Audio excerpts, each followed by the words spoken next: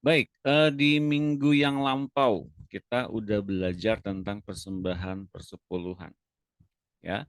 Dan persembahan sepuluhan itu ternyata menurut review ya, ya apa yang kita bahas kemarin, persembahan persepuluhan itu adalah bukan dari hukum Taurat, tapi bagaimana kita dipercaya oleh Tuhan bahwa kita yang memiliki kepercayaan dari Tuhan untuk diberi berkat berlimpah-limpah itu. Dan sejak awalnya ya di tangan kita itu memang milik Tuhan. Bahwa ternyata sepersepuluh dari apa yang telah Tuhan percayakan itu diberikan kembali itu berdasarkan pengalaman dari Abraham dan Ishak dan Yakub, sorry. Dan kemudian dalam hukum Taurat diatur demikian rupa bagi bangsa Israel dan bangsa Israel umat Tuhan itu diwajibkan untuk membayar persepuluhan pada Tuhan melalui Bani Lewi. Nah, bahwa ternyata ada pengajaran-pengajaran bahwa setiap orang yang dibangun di dalam satu gereja, dalam satu jemaat, bahwa orang itu wajib memberikan perpuluhan kemana dia berjemaat, kemana dia bergereja, itu memang diambil dari ayat menurut apa yang telah terjadi ya, diambil dari bagaimana perbendaharaan di rumah Tuhan itu mesti ada makanan. Ternyata nggak nyambung ke situ teman-teman sebetulnya ya. Dan di dalam sore ini, dalam pertemuan sore ini kita akan bahas siapakah ya, siapakah yang berhak menerima persepuluhan. Oke. Apakah gereja saja atau hamba Tuhan, kaum Lewi atau siapa gitu ya. Mari kita lihat pengajaran FFG pada sore hari ini. Siapakah yang berhak menerima persepuluhan? Mari kita lihat. Dalam kitab Maleahi dikatakan bahwa persembahan persepuluhan harus dibawa ke rumah Tuhan agar ada persediaan makanan di rumahnya. Ini dalam konteks seperti ini memang benar ayatnya. Untuk siapakah persediaan makanan itu? Nah, tentu bukan untuk rumah Tuhan itu, tentu bukan untuk bentuk fisiknya rumah Tuhan itu, tapi untuk para imam yang melayani di rumah Tuhan itu. Oke, itu di dalam masa perjanjian lama. Sekarang dalam masa perjanjian baru ini, siapakah yang menjadi imam-imam yang berhak menerima persepuluhan itu? Nah, lihat ini ya. Sejak seseorang dilahirkan baru, ia adalah imam-imam yang berkerajaan. Jadi mesti ada makanan di rumah Tuhan. Ya, fokusnya bukan soal rumah Tuhannya, fisiknya, jasmaniahnya, tapi orang-orang di dalamnya bukan termasuk orang-orang yang melayani di rumah Tuhan itu, alias imam-imamnya. Nah, di masa perjanjian baru, sekarang imam-imam itu ialah siapa? Bukan bentuk fisiknya, tapi orang-orang yang melayani Tuhan. Kita semua melayani Tuhan. Kita semua adalah imamat yang rajani. Dan kita semua orang-orang yang telah dilahirkan baru berhak menerima persepuluhan. Dalam Imamat 27 ayat 30. Silakan dibaca oleh Ibu Itun. Imamat tak besar. Kurang besar ya? Udah tak besarin. Silakan. Imamat 27 ayat 30. Demikian juga segala persembahan persepuluhan dari tanah, baik dari hasil benih tanah, dari buah pohon-pohonan adalah milik Tuhan. Itulah persembahan kudus bagi Tuhan. Oh, makasih Bu Itun. Bilangan 18:21, silakan Ibu Marta, apakah bisa baca?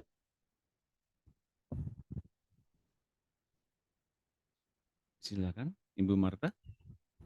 Ada Ibu Marta? Belum? Oke, silakan. Halo? Halo, ya silakan. Ya, Iya. salam Pak. Halo. Bilangan 18 ayat 21. Ya. Mengenai Bani Lewi, sesungguhnya aku berikan kepada mereka segala persembahan persepuluhan di antara orang Israel sebagai milik pusakanya untuk membalas pekerjaan yang dilakukan mereka, pekerjaan pada kemah pertemuan. Amin. Terima kasih Bu Marta. 1 Petrus 2 ayat 9. Ibu Made, tolong baca. Iya, Pak. Iya, terima kasih. 1 Petrus 2 ayat yang ke-9. Tetapi kamulah bangsa yang terpilih, imamat yang rajani, bangsa yang kudus, umat kepunyaan Allah sendiri, supaya kamu memberitakan perbuatan-perbuatan yang besar dari Dia yang telah memanggil kamu keluar dari kegelapan kepada terangnya yang ajaib. Amin. Ya, terima kasih Bu Made. Jadi ketiga ayat ini tersambung oleh satu pokok pikiran, yaitu imam. Ya. Imam yang melayani kepentingan Tuhan. Jadi bukan bentuk fisiknya yang dipentingkan Tuhan. Bentuk fisiknya apa? Bangunannya, misalnya bait Allahnya gitu ya, atau gerejanya ya. Jadi ayat mengenai bagaimana di rumah Tuhan itu mesti ada makanan, maka kemudian setiap orang yang berjemaat di gereja dimanapun gerejanya mesti orang itu mempersembahkan persepuluhan gereja di mana dia berjemaat, enggak kayak gitu betulnya. Ya tapi boleh-boleh saja, ini tidak salah juga. Namun sejak orang dilahirkan baru, ia juga adalah imam, imam yang berkerajaan. Ingat yang diperhatikan adalah orang-orang yang melayani Tuhan juga gitu loh. Bukan soal bentuk fisik gerejanya yang membutuhkan dananya atau siapanya atau membutuhkan banyak bantuan ya, bukan itu saja, tapi yang paling penting adalah bagaimana imam-imam yang melayani Tuhan itu diperhatikan oleh Tuhan dan juga oleh umatnya. Dalam Imamat 27 tadi dikatakan bahwa segala macam ya persembahan persepuluhan itu dari tanah, baik dari hasil benih di tanah maupun dari buah pohon-pohonan adalah milik Tuhan. Dari benih tanah di masa lampau ya, sekarang ini juga orang yang bekerja ya itu memberikan persepuluhan kepada Tuhan. Saya nggak bilang ini mesti membayar ya, mesti membayar itu artinya kitanya mesti ditagih gitu pajak. Gitu. Nggak kayak gitu teman-teman, karena di hari pertama kita beroleh berkat dari Tuhan, beroleh upah apapun itu, ya katakanlah beroleh uang lah gitu ya, itu adalah milik Tuhan sebetulnya. Terlepas dari kita berjerih payah segala macam keringat dikeluarin gitu ya, itu adalah milik Tuhan di hari kita menerima berkat itu. Jadi kita mengembalikan yang menjadi haknya Tuhan. Ya, 1/10 dari apa yang kita dapatkan. Nah, ini di dalam bilangan 18 ini juga membicarakan soal pusatnya adalah bukan bentuk fisik bangunannya yang diperhatikan oleh Tuhan, tapi adalah imam yang melayani Tuhan itu diperhatikan oleh Tuhan. Dan umat Israel mesti memperhatikan kaum Lewi ini. Dan dalam 1 Petrus 2:9 bahwa yang tadinya kaum Lewi itu adalah orang-orang yang melayani Tuhan, pada awalnya bangsa Israel itu adalah seluruhnya adalah bangsa imam, namun karena memang hanya Bani Lewi yang melayani Tuhan, ketika seluruh saudara-saudaranya menyembah Baal, menyembah berhala, kemudian di masa perjanjian baru ini adalah mereka yang dilahirkan baru, mereka itu adalah imam yang rajani, bangsa yang kudus, umat kepunyaan Allah sendiri. Oke. Jadi adalah sangat wajar kalau semua yang dilahirkan baru itu mereka berhak menerima persepuluhan. Tapi ini ada satu kondisi ya. Bagaimana? Apakah ini mesti diberikan satu dengan yang lain? Nah, ini mesti ada pengaturan secara jelas dari tuntunan Roh Kudus yang ada dalam diri kita masing-masing. Mari kita lihat. Jadi itu berarti bahwa semua orang yang telah dilahirkan baru dalam kerajaan surga berhak menerima persepuluhan, bukan? Tetapi akan sangat ganjil bila orang-orang kaya yang mengalami kelahiran baru menerima persepuluhan dari mereka yang tak mampu. Aneh ya. Jadi bagaimana caranya? Cara yang benar untuk memberi persepuluhan itu. Nah ini cirinya nih. Orang perjanjian baru adalah orang-orang yang hidup dipimpin oleh Roh Kudus. Karena persepuluhan itu adalah milik Tuhan, jadi kita nggak bayar persepuluhannya, tapi kita mengembalikan persepuluhan, mengembalikan yang menjadi hak milik Tuhan. Cara yang benar untuk memberi persepuluhan adalah dengan meminta Roh Kudus bicara kepada siapa itu harus diberikan. Ia akan berbicara di hati Anda, bahkan ini akan menjadi latihan yang terbaik untuk Anda mulai belajar mendengar suara Tuhan. Dengan mentaati pimpinan Roh Kudus, maka Roh Kudus akan membuat adanya keseimbangan dalam tubuh Kristus. Adanya keseimbangan agar tidak ada yang menumpuk atau tidak ada yang berkekurangan.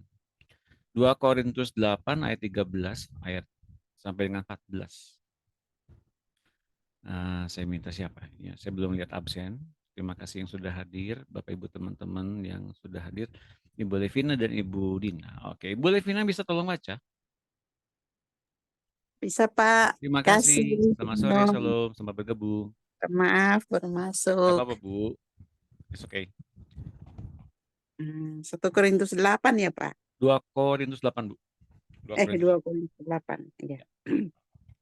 2 Korintus 8 ayat 13 sampai 14. Hmm. Sebab kamu dibebani bukanlah supaya orang-orang lain mendapat keringanan, tetapi supaya ada keseimbangan. Maka hendaklah sekarang ini kelebihan kamu mencukupkan kekurangan mereka, agar kelebihan mereka kemudian mencukupkan kekurangan kamu, supaya ada keseimbangan. Amin. Ya. Terima kasih Pak. Terima kasih, Bu Levina. Nah, jadi sebetulnya kita diberikan satu bentuk penghargaan untuk kehormatan untuk menabur. Kehormatan ini datangnya dari Tuhan juga. Mengapa? Ingat ya, yang minggu kemarin saya bagikan bahwa kita ini mengembalikan yang menjadi hak milik Tuhan, bukan membayar ya, mengembalikan yang menjadi hak milik Tuhan untuk kepentingan siapa? Untuk kepentingan kita, agar kita tidak berkekurangan, juga tidak berkelebihan hingga jadi tamak. Ya, kita melihat bahwa tubuh Kristus pun mesti mendapatkan keseimbangan. Kalau ternyata tubuh Kristus mengalami begitu banyak ketimpangan, ada yang berkelebihan, tapi banyak yang berkekurangan dan akhirnya mereka kecewa sama Tuhan, ini yang kita ini yang harus kita perhatikan gitu loh. Jadi jangan sampai tubuh Kristusnya mempunyai satu bentuk penimbunan kekayaan yang luar biasa dan memakmurkan, bahkan tidak memberkati orang-orang yang ada di sekitarnya yang berkekurangan.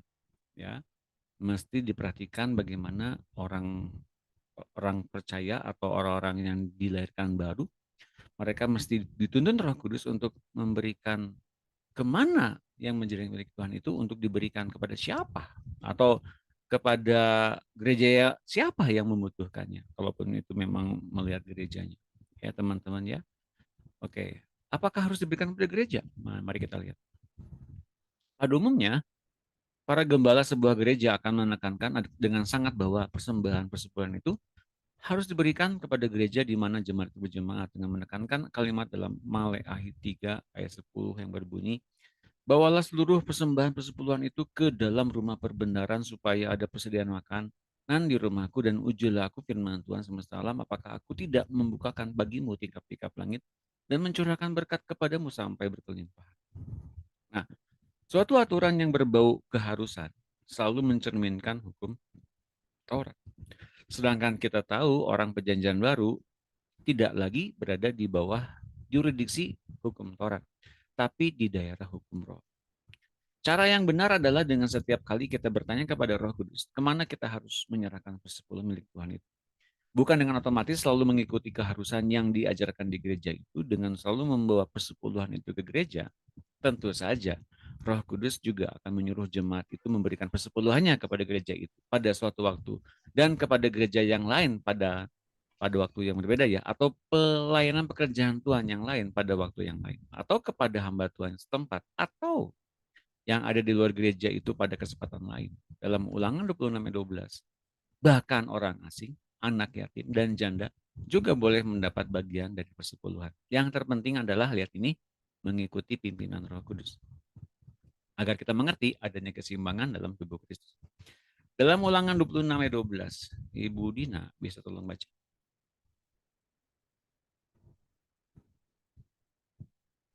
Apa Pak? Ya. Saya Pak. Ibu Dina ada? Ibu Dina Bentar ada? Pak, nanti Oh, Pak. masih belum bisa. Oke, Ibu Itun, silakan Ibu Itun. Yang siap. Silakan. Apabila dalam tahun yang ketiga, tahun persembahan persepuluhan, engkau sudah selesai mengambil segala persembahan persepuluhan dari hasil tanahmu, maka berusahalah engkau Teruslah engkau memberikannya. memberikannya kepada orang Lewi, orang asing, anak yatim, dan kepada janda, supaya mereka dapat makan di dalam tempatmu dan menjadi kenyang. Amin. Ya, terima kasih Bu Itun. Jadi Tuhan pun memperhatikan tidak saja kaum Lewi, tapi Tuhan memperhatikan juga orang asing, orang yang benar-benar tinggal di sekitar kita, di rumah kita, bahkan yang cuma melewat gitu aja ya untuk mampir sebentar menikmati makanan, itu Tuhan perhatikan juga. Dan juga anak yatim dan kepada janda, supaya mereka dapat makan dalam tempatmu dan menjadi kenyang. Dan Tuhan memperhatikan mereka juga, ya. Nah, bila Roh Kudus sungguh-sungguh dihormati, ia juga akan mengadakan keseimbangan di antara gereja-gerejanya. Gereja yang anggotanya banyak terdiri dari orang-orang kaya tidak akan menumpuk persembahan berlimpah-limpah untuk kepentingan organisasinya sendiri. Sementara gereja-gereja lain yang jemaatnya terdiri dari orang-orang miskin dengan susah payah harus mempertahankan keberadaannya karena kurang biaya untuk gaji pekerja dan perawatan gedung mereka. Roh Kuduslah yang akan menggerakkan hati orang-orang percaya yang kaya untuk mengirim kepada penginjil-penginjil di tengah-tengah ladang transmigrasi yang miskin hingga ia berkecukupan dan berhasil dalam pelayanannya. Gereja yang mengajarkan ketaatan kepada suara Roh Kudus itu akan benar-benar melihat betapa Roh Kudus juga akan menggerakkan orang Kristen dari berbagai gereja lain untuk mengirimkan dana besar-besar untuk pembangunan gereja tersebut pada saat diperlukan. Ya, teman-teman, ini penting untuk kita juga harus mengerti ya. Oke, saya akan post dulu. Instagram aja Pak. Kenapa boleh, Vina? Di Instagram aja Pak. IG. Di Instagram. Maksudnya rekamannya Bapak kirim sih. Instagram, aduh Instagram nanti ada kebijakan aneh-aneh lagi. Tuh Instagram sekarang jadi rese loh Instagram. Jadi susah tuh sekarang ada apa-apa di report gitu loh. Ada yang begitu-begitu. Tapi nantilah kita coba nanti ya. Oke, saya antusiasnya kenapa? Ya, waktu kemarin minggu kemarin itu kami datang sebagai jemaat. Baju biasa saja gitu, tidak baju sebagai pengerja. Tiba-tiba begitu masuk penyembahan, tiba-tiba saya dapat firman Tuhan, dapat satu rema ya. Baca Imamat 23. Wah, saya langsung baca. Waduh, ini dia. Kan ada beberapa orang yang udah bilang, wah sekarang banyak orang hamba Tuhan ya yang bagi tentang firman Tuhan berupa akhir zaman, berupa pengangkatan. Iya ya, kok saya nggak pernah dapat bagian itu ya. Tiba-tiba saya dapat bagian itu. Saya baca itu lagi penyembahan. Saya baca Alkitab. Mau dikatain orang, oh buka-buka HP, biarin lah. Saya baca Alkitab. Oh, oke. Saya dapat poin-poin tertentu dari ayat itu. Dan kemudian saya mendapatkan satu kesan ketika dapat tugas berdoa syafaat di dalam minggu itu. Saya bilang ini, datang di hari Minggu, teman-teman ya. Biarlah Tuhan kau jamah kami semua di minggu yang datang karena kami akan merayakan turunnya Roh Kudus. Kami dilawat, diberkati di minggu yang akan datang. Amin. Nah, pulang-pulang ibadah, Pak Hendi Pamutam, pendeta saya, nyegat. Pak Doni, nanti minggu depan khotbah ya. Wah, saya takjub. Oke Pak, terima kasih atas kepercayaannya. Saya langsung pulang, saya bikin bahan khotbah. Baru 30% sih, tapi saya rasa apa yang akan dibagikan adalah satu hal yang memberkati saya lebih dulu dan mudah-mudahan memberkati juga teman-teman yang nanti hadir. Dan apa yang saya bagikan tentu saja adalah satu bentuk kesaksian pribadi saya yang tadi saya bilang bahwa saya dulu terhitung sebagai orang yang di bawah rata-rata, di bawah standar gitu loh. Tapi mengapa Tuhan pakai saya? Pertanyaannya itu. Bukankah Tuhan bisa pakai siapapun? Dan Tuhan ingin memakai seseorang yang benar-benar memang tidak dilayakan untuk layak untuk mendapatkannya. Apalagi orang yang punya kapasitas yang besar. Tuhan akan pakai lebih dahsyat lagi. Jadi persiapan kapasitas apa yang telah Tuhan tanamkan dalam diri kita, terima itu sebagai bentuk ucapan syukur dan layani Tuhan sebaik mungkin. Tepuk tangan. Oke, satu pertanyaan lagi sebelum ditutup. Ada yang mau bertanya boleh?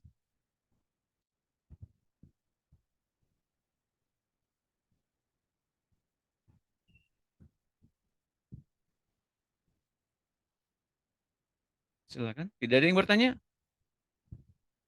Ada yang mau membagikan apa hari ini? Silakan. Siapa yang mau punya? Mau Hah? tanya Bu- Pak, mau nanya Bu Emi, silakan. ya, cuma tanya, kalau kita kan berbicara dengan Roh Kudus, Tuhan Yesus, dan Allah Bapa itu kan, itu boleh menyembuhkan kita punya otak itu kan. Jadi kalau sebaliknya kita berbicara dengan teman kita yang seperti yang Bapak Doni alami itu, berbicara dengan teman alam roh itu gimana? Itu bisa nggak merawat ataupun mengembalikan otak itu? Karena dia berbicara kan, cuman dia bukan dengan roh Allah Bapa itu sajalah. Gimana itu? Ya, setiap orang kan perlu adanya start awal ya. Setiap orang tuh harus punya start awal. Dia nggak bisa doa sendiri, nggak bisa. Dia nggak bisa bagaimana berdoa itu yang benar, itu kan mereka nggak bisa tahu. Nah, kita contohin, kita berikan satu bentuk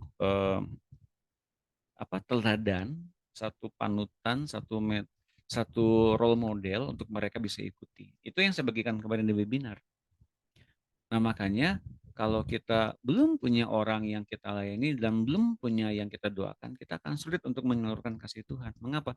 Karena yang terfikirnya adalah tentang kita dan kita terus-menerus. Kalau kita punya objek kasih, maka itu kasih Tuhan akan mengalir dan kemampuan Tuhan akan mengalir dalam diri kita. Ya, jawabannya adalah ya, bisa.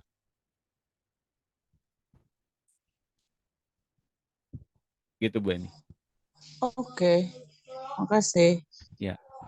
Ini jangan diterusin lagi ya, ini soalnya udah bahan khotbah nih. Dibagiin. Janganlah. Nanti tunggu dulu. Oke, satu lagi ada pertanyaan, boleh satu lagi sebelum satu. Bu Levina ya. Eh, ini bukan pertanyaan sih, tapi ini saya sebagai konfirmasi, tapi mengingatkan, mengulang gitu. Yang pernah Bapak ngajar tahun lalu kan tentang pribadi Roh Kudus. Jadi saya diteguhkan gitu ya, dan Pak siapa? Pak Gideon punya penguritan, saya ikuti. Biasa kan saya nggak langsung, tapi saya biasa dengar di rekaman tentang mengenal Roh Kudus. Ternyata di buku Pedang dan Roh, nulisnya itu Rick Joyner tentang pribadi Roh Kudus, dan penglihatannya itu sangat jelas sekali, Pak. Itu saya diteguhkan yang saya pernah saksikan di penguritan dulu waktu Bapak ngajar tentang pribadi Roh Kudus. Itu saya ada screenshot. Jadi saya lihat lagi, saya screenshot setiap Pak Gideon punya khotbah itu, punya penguritan kemarin, bahwa penglihatannya itu pribadi Roh Kudus itu seorang ibu yang pribadi yang anggun dan penuh kemuliaan. Nah, iya, itu sangat meneguhkan. Saya diingatkan kembali, iya ya, saya diingatkan kembali gitu, disegarkan lagi gitu. Ternyata sangat benar sekali. Rugi kalau kita tidak mengalami itu, karena banyak orang yang hari-hari ini masih ada yang tidak percaya tentang pribadi Roh Kudus. Iya, itu Pak. Jadi saya sangat bersyukur sekali dengan DRTM ini bisa mendapat sampai segitu dalam, kita sampai bisa bergaul dengan Roh Kudus itu. Itu Pak Gideon lagi menerangkan tentang perempuan Hawa keluar dari Adam, dan Roh Kudus itu keluar dari Bapa. Itu adalah pribadi, sebenarnya bukan jenis kelamin, tapi memang itu seorang ibu gitu. Jadi itu sangat meneguhkan sekali untuk lebih lagi, untuk diaktifkan kembali lagi. Jadi maksudnya saya sharing gitu Pak. Ternyata apa yang Bapak ngajar dulu yang pernah saya alami itu saya disegarkan lagi dengan Pak Gideon punya pemuridan yang minggu lalu, kan beberapa hari yang lalu. Sekarang ini kan kalau ke Elohim kan ada mengenal Roh Kudus yang bagian kedua. Ya. Itu Pak, itu yang saya maksudnya kita sharing lagi tentang itu. Jadi coba nanti kapan lagi Bapak ini pemuridan itu? Masih lama kan? Masih lama, mungkin 4 tahun lagi. Buku 8. Ini baru buku 1. Buku 1 aja belum beres-beres nih praktek ngajarnya. Nggak ada yang ngajar. Iya, iya betul ya. Pemuridan 1 kan baru buku 1 itu buku ketiga kan begitu Pak ya? 4 kan? Saya lebih baik coaching per pribadi kayaknya. Kan saya pernah bilang ya, teman-teman di sini kan saya pernah bilang. Saya kemungkinan besar hanya ada 1 kelas per minggunya. Kelas seperti ini. Sisanya coaching, ngelatih per pribadi jadi hamba Tuhan. Kenapa? Ya. Nah, saya menghindari kalau ada orang-orang yang cuma pengen dengar dan dipuaskan dengan pengajaran, tapi tidak pernah mau jadi hamba Tuhan sepenuhnya atau jadi pengajar sepenuhnya. Karena sesi ini udah lewat, sekarang tahun baru nih, udah ajaran baru nih.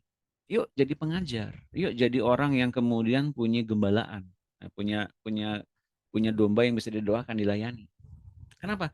Dengan cara begitu kita jadi seseorang yang matang dalam Tuhan, nggak jadi anak-anak lagi gitu loh.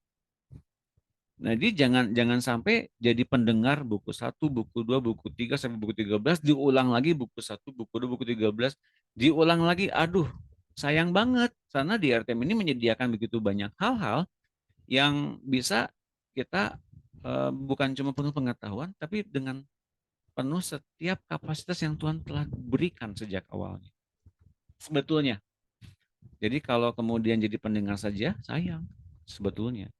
Jadi sekarang boleh berdoa untuk kemudian diberikan kepercayaan dari Tuhan untuk menggembalakan domba-domba. 1, 2 pun tidak ada masalah. Yang penting betul-betul kita layani, kita doakan, kita kemudian follow up bagaimana orang itu yang kita doakan menerima lawatan Tuhan.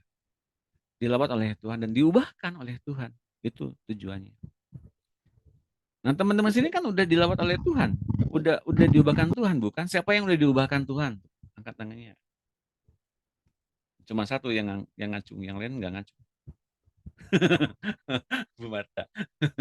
Yang lain nggak ngacung tuh, ya. Proses loh. Sangat Pak, sangat. Proses. Pasti semuanya pas diubahkan. Iya, proses. Udah diubahkan berarti udah diubahkan dong berarti ya. Nah, itu tandanya penggembalaan yang menuju ke arah Kristus gitu loh. Jangan sampai orang yang digembalakannya gitu-gitu aja dari tahun ke tahun. Itu penggembalaan yang enggak ke arah Kristus, tapi hanya ingin jadi simpatisan saja. Nah, ketika musim baru ini saya ngadain pemuridan praktek ngajar, bagian berkurang nih. Tadinya kan banyak nih. Enggak apa-apa, saya nggak ada masalah. Nantinya akan tersaring. Hanya mereka yang kemudian datang untuk menerima pelatihan jadi pengajar saja nanti yang kemudian datang di pemuridan. Saya pun nggak ada masalah tentang hal itu. Justru saya lebih dipermudah karena yang datang diseleksi oleh Tuhan langsung. Siapa yang benar-benar mau jadi pengajar, menjadi hamba Tuhan berikutnya di RTM ini. Gitu teman-teman. Ya. Pak, Ya. berarti aku mau tanya ini sedikit aja. Boleh. Ini enggak salah ya, karena aku tengok ya di gereja kita ini atau di gereja kita ini yang kita hadapi gitulah. Karena hamba Tuhan yang ibu gembala dengan yang satunya kan, kalau yang berkhotbah ya, kaulah aku belum siap, kaulah ya, kaulah. Jadi hanya 2. Tapi ada perasaanku gini, kenapa orang ini, kenapa enggak dilempar aja ke jemaat yang udah sering ikut pemuridan lain atau apa gitu kan? Kenapa dilempar aja gitu loh, yang mungkin kita misalnya bukan sok tahu atau bagaimana ya, kita kan dengarkan pemuridan dari Pak Doni terus kita alami Tuhan kan, kadang kan kita pengen menggebu-gebu nih, kita mau cerita apa yang kita alami bersama Tuhan kan, karena kan sumbat di diri kita sendiri gitu. Berarti perasaan itu bagaimana? Aku bertanya-tanya dalam hatiku, apakah itu perasaan shock atau bagaimana? Sementara orang ini nih selalu bilang sakit kepalaku. Kalau dulu, kenapa nggak dilempar aja ke yang lain gitu loh? Ada atau ya yang terlalu soknya kita bilang, atau ke aku aja. Finomen itu ayat doang. Kan ada prinsipku kayak gitu, tapi aku merasa itu kesombonganku gitu. Tapi setelah aku dengar Pak Doni ngomong gitu kan, ternyata itu nggak salah rupanya. Nggak salah. Karena bagaimanapun saya dulu begitu, rindu banget ingin bagian apa yang saya dapatkan. Waktu itu saya ingin bagikannya di gereja Protestan kan, tapi nggak mungkin saya bagikan segampang gitu aja. Mereka ngisi kuesioner. Apakah Anda ingin melayani? Ingin. Di bidang apa? Gitu kan. Kayaknya di bidang khotbah, nggak diterima saya. Ya biarin saja gitu. Saya cari orang-orang yang lain, saya kunjungin orang-orang yang sakit.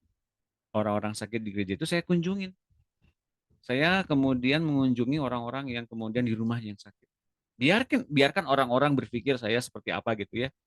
Nah, mengapa? Saya rindu bagikan apa yang Tuhan berikan kepada saya. Dan saya percaya Tuhan berikan kepada saya itu bukan untuk dipendam, tapi untuk disalurkan kembali kepada orang-orang yang memang membutuhkan lawatan Tuhan. Bukan berarti saya satu-satunya orang yang menerima lawatan Tuhan, bukan.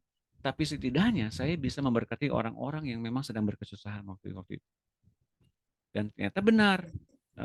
Kemudian dari situ Tuhan alihkan lagi kepada orang-orang yang di luar gereja. Dan akhirnya kemudian saya pindah gereja di tempat yang sekarang. Dan saya dipercaya kemudian jadi pembawa firman. Dan itu adalah kebaikan Tuhan bagi saya. Gitu loh. Itu Bu Emi.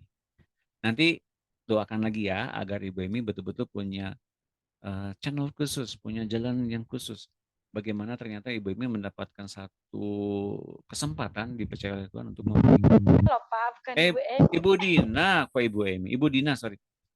Tadi pindah soalnya gambarnya sekarang pindahnya kan. Gitu Bu Dina.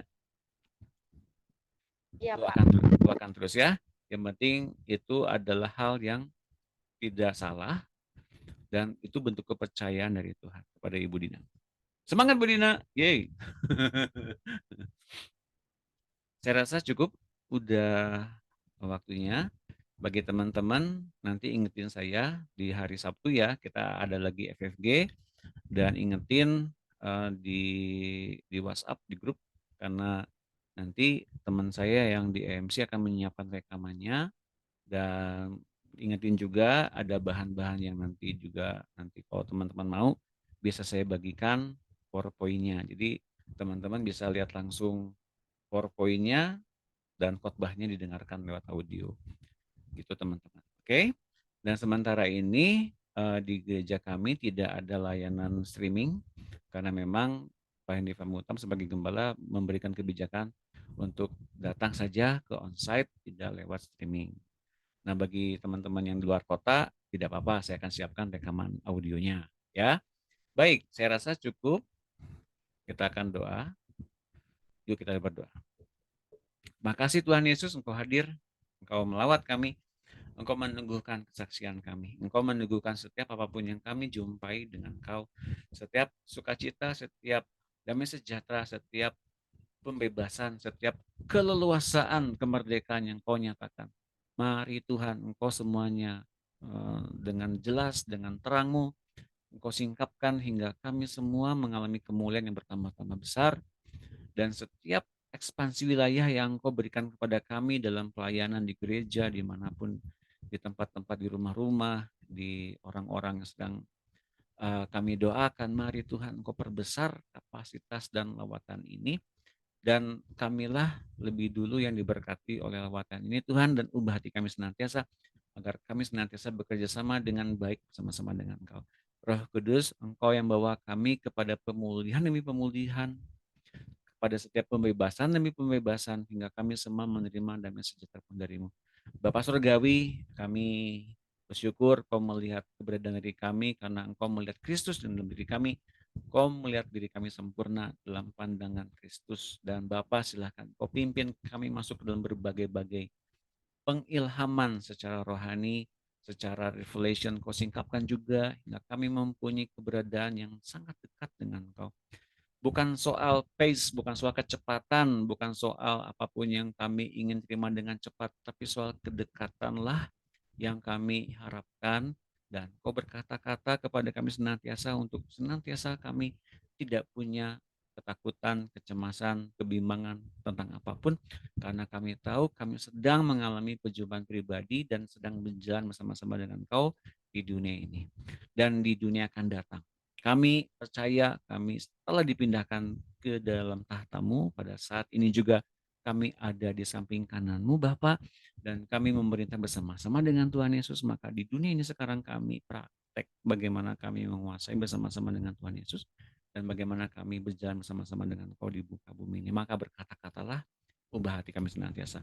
Di dalam nama Tuhan Yesus berkati setiap anak-anak-Mu pada saat ini yang hadir, pada setiap apapun kebutuhan mereka, pergumulan mereka, Kau jawab, Kau ubah setiap ratap tangis, setiap beban menjadi sukacita, damai sejahtera yang berlimpah-limpah, dan setiap berkat-berkat yang kami terima, Roh Kudus juga mengubahnya menjadi berkat-berkat jasmani yang berlimpah-limpah. Terpujilah nama-Mu, dalam nama Tuhan Yesus kami syukur, haleluya, amin. Tepuk tangan semuanya. Terima kasih, selamat malam, Tuhan berkati, Bu Levina, Bu Enda, Bu Itun, Bu Made, Bu Dina, Bu Helvi, Bu Monica, Bu Emi. Siapa lagi? Tadi belum menjawab. Bu Marta. Tuhan berkati semuanya. Terima kasih Pak Doni. Terima kasih, Terima sehat kasih selalu semuanya. Tuhan berkati, teman-teman. sampai Terima jumpa hari kasih, Pak. Tuhan Sabtu. berkati. Tetap semangat dan jadi hamba Tuhan. Tuhan berkati. Tuhan berkati. Terima kasih Pak Doni.